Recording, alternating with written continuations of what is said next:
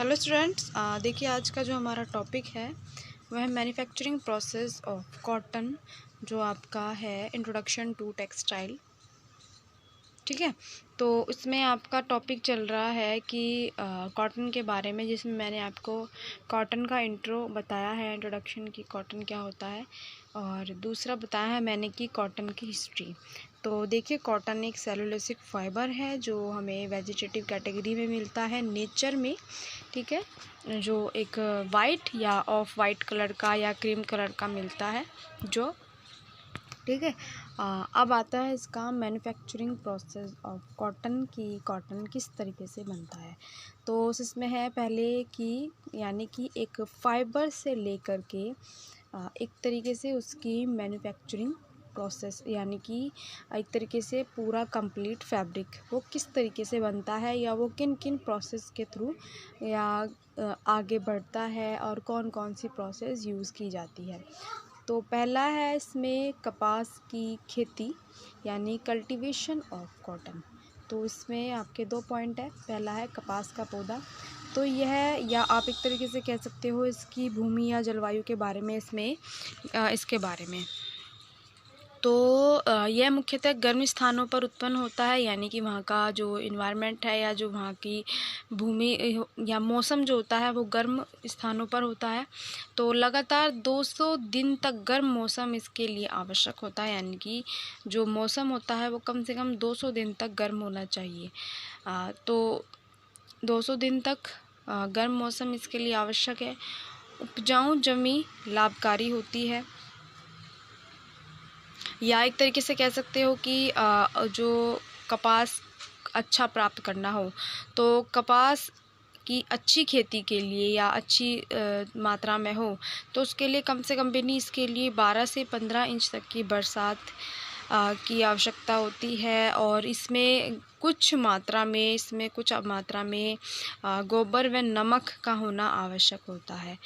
ठीक है, तो कपास के लिए क्षारीय भूमि बहुत ज़्यादा अच्छी रहती है, या क्षारीय खेती जो होती है वो ज़्यादा अच्छी होती है। या आप कह सकते हो कि जितनी ज़्यादा क्षार युक्त होगी भूमि, उतनी ही अच्छे व लंबे कोमल फाइबर होंगे कॉटन के, या उतनी ही कपास उतनी अच्छा मिलेगा। तो कपास के लिए कम से कम 200 दिन गर्म मौसम की आवश्यकता होती है। ठीक है, जिसमें पर्याप्त मात्रा में एक आर्द्रता, यानी कि एक नमी, एक गीलापन हो, और साथ ही साथ सूर्य का प्रकाश भी हो। तो और एक चीज़ और मैं आपको बता दूं कि कपास के लिए जो आपका पाला होता है, जिसे आप पाला कहते हो, तो वो कपास के पौधे के लिए हानिकारक होता है, उसमें पौधा अच्छा नहीं होता। तो उपजाऊ जमीन लाभकारी होती है, उचित देख रेख और भी आवश्यक है। पहले 2 बार लिखा गया है। पहले इसके जो फूल होते हैं वो क्रीम रंग के होते हैं। ठीक है, और फूल झड़ जाने पर कोए निकल आते हैं, यानी कि जो इसका फूल बनता है, फिर और फूल बनने के बाद इस पे कोए निकल के आते हैं, यानी कि वो कोए निकलते हैं, जिसके अंदर क्या होता है, जिसके अंदर बीज होता है। ठीक है ना, कोए के अंदर बीज होता है, यानी कि कोए मतलब इस तरीके से पूरा कवर्ड होता है वो, और उसके अंदर बीज होता है, और उस बीज यानी कपास के रेशे उसके अंदर बंद रहते हैं, या आप कह सकते हो कि उस बीज के चारों तरफ कपास के जो रेशे होते हैं वो लिपटे हुए होते हैं। तो एक तरीके से ये कपास का, यानी कि किस किस तरीके से ये होता है।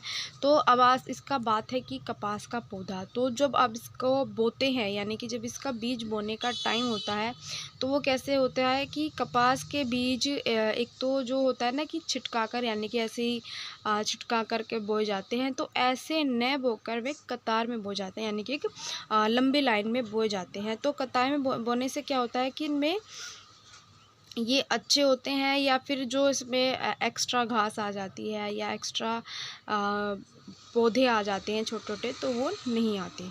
ठीक है, और एक तरीके से इसकी और कपास की अच्छी पैदावार के लिए बीज बोने का जो समय है, या बीज बोने के लिए ज़्यादा से ज़्यादा वर्षा या बारिश की आवश्यकता होती है। और जब इसका पौधा थोड़ा सा बड़ा हो जाता है तो उस टाइम ज़्यादा बारिश की ज़रूरत नहीं होती, क्योंकि ज़्यादा बारिश में पौधा क्या होगा, वो ख़राब हो जाता है। तो इसका जो पौधा है बीज बोने के कम से कम भी नहीं, आप इसके करीब 35 दिन बाद पौधे अंकुरित होते हैं, यानी कि पौधे निकलना स्टार्ट होते हैं। तो उस टाइम इनकी देख रेख बहुत ज़्यादा ज़रूरी होती है, या उस टाइम इनकी देख रेख या इनकी सावधानी बहुत ज़्यादा बढ़ जाती है उस टाइम के लिए। तो जब पौधे 5 से या 7 इंच लंबे हो जाते हैं तो तब इनकी गुड़ाई की जाती है। और जो एक्स्ट्रा गुड़ाई में क्या होता है कि जो एक्स्ट्रा एक तरीके से जो पौधे हो जाते हैं, घास उग जाता है, उसको हटाया जाता है। तो ये जो प्रोसेस होती है, कई बार व्यक्ति हाथ से करता है, यानी गुड़ाई की प्रक्रिया हाथ से की जाती है, कई बार मशीनों से भी की जाती है। ठीक है, तो कम से कम भी नहीं इसके जब पौधा बड़े होने लगता है, बड़े होने के कम से कम भी नहीं 3 सप्ताह बाद या 1 सप्ताह बाद में इसकी कलियां निकलनी शुरू होती है। और 3 सप्ताह बाद, यानी कि जब वो अंकुरित हो जाता है तो उसके बाद 3 सप्ताह बाद या आप कह सकते हो एक तरीके से, जब पौधा थोड़ा बड़ा हो जाता है तो उसके 1 सप्ताह बाद, थोड़े दिन बाद उसमें कली निकलती है। और कली निकलने के 3 सप्ताह बाद करीब करीब उसमें सफ़ेद क्रीम रंग के फूल निकल के आते हैं। और ये फूल एक तरीके से बाद में इनका कलर चेंज होता है, कई बार ये गुलाबी रंग के लाल बैंगनी रंग में परिवर्तित हो जाते हैं, या उसमें चेंज हो जाते हैं। और उसके कुछ दिन बाद इनकी पत्तियां गिरने लगती हैं, और जो आपके कोए होते हैं कोए रह जाते हैं। ठीक है, तो कपास का जो तंतु होता है या जो फाइबर होता है, वो एक तरीके से बीज, यानी जो मैंने आपको कहा है कि बीज के चारों तरफ फाइबर्स लगे होते हैं, तो बीज की साइड में से क्या होता है कि बीज की तरफ से वो वृद्धि करने लगते हैं, वो बढ़ जाते हैं। तो ठीक है, तो इस समय पौधे की लंबाई क्या होती है कि 6 फीट की होती है, और इसकी कीड़ों से रक्षा की आवश्यकता होती है। और कुछ दिन उपरांत कोए फट जाते हैं, यानी कि कोए निकलने शुरू हो जाते हैं। जब आपका पौधा अंकुरित हो जाता है, उसमें बढ़ जाता है, तो जब उसमें से क्या होता है कि जब उसको फूल बन जाता है, तो फूल में क्या होता है, कोए आते हैं। और कोए जब वो पूरा आपका कॉटन फाइबर बन जाता है, तो उसमें से कोए यानी कि आपके पोर्स फट जाते हैं। और तथा कपास के श्वेत रेशे, यानी कि जब आप मान लीजिए, मैंने आपको बताया कि वो कली के रूप में होता है, यानी वो कवर्ड होता है, उसके अंदर एक बीज होता है, बीज के चारों तरफ आपका फाइबर लगा होता है, या आपके कपास के बहुत सुंदर रेशे लगे होते हैं। तो जब वो पूरा मैच्योर हो जाता है, तो उसके जो आपके कोए हैं, ये फट जाते हैं, पोर्स फट जाते हैं, और तब उसमें से आपके कपास के रेशे दिखने शुरू हो जाते हैं। तो फसल काटने का यही अनुकूल समय होता है, यानी कि यही एक अच्छा समय होता है। ठीक है, फिर दूसरा आता है आपका कोए एकत्र करना, यानी कि गैदरिंग्स ऑफ पोर्ट्स। तो ठीक है, तो अनुकूल समय पर कोए को बीन लेना अनिवार्य होता है, या आप एक तरीके से कहते हो कि जब कपास के फूल झड़ जाते हैं, ठीक है, तो झड़ जाने के बाद क्या होता है कि उसके कोए यानी कि पॉट्स निकल आते हैं, और ये कोए पकते यानी कि जब ये पक जाते हैं तो ये नॉर्मल सी बात है, ये फटना शुरू हो जाते हैं। तो और फटने के बाद जब ये पूरे मैच्योर हो जाते हैं, तो कई बार ये गिर जाते हैं, यानी कि भूमि के ऊपर ये गिरने लगते हैं। तो जब ये गिर जाते हैं तो उसमें बहुत सारी अशुद्धियाँ आ जाती हैं। तो बेहतर कहा जाता है कि जब आप पौधा पूरा मैच्योर हो जाता है, पॉट्स फटने लगते हैं और फाइबर दिखने लगते हैं, तो तभी इनके फूलों को तोड़ लिया जाता है, या कॉटन फाइबर को एकत्रित कर लिया जाता है। तो अन्यथा धूप से धूलकणों में से कपास के रेशे पीले व गंदले हो जाते हैं, यानी कि जब ये ज़मीन पर गिर जाएंगे तो ये गंदे दिखने लगते हैं। ठीक है ना, तो उसमें ज़्यादा अशुद्धियाँ आ जाती हैं, कई बार धूल मिट्टी आ जाती है, जो उनकी एक खुद की एक सुंदरता होती है, वो कहीं ना कहीं ख़राब हो जाती है।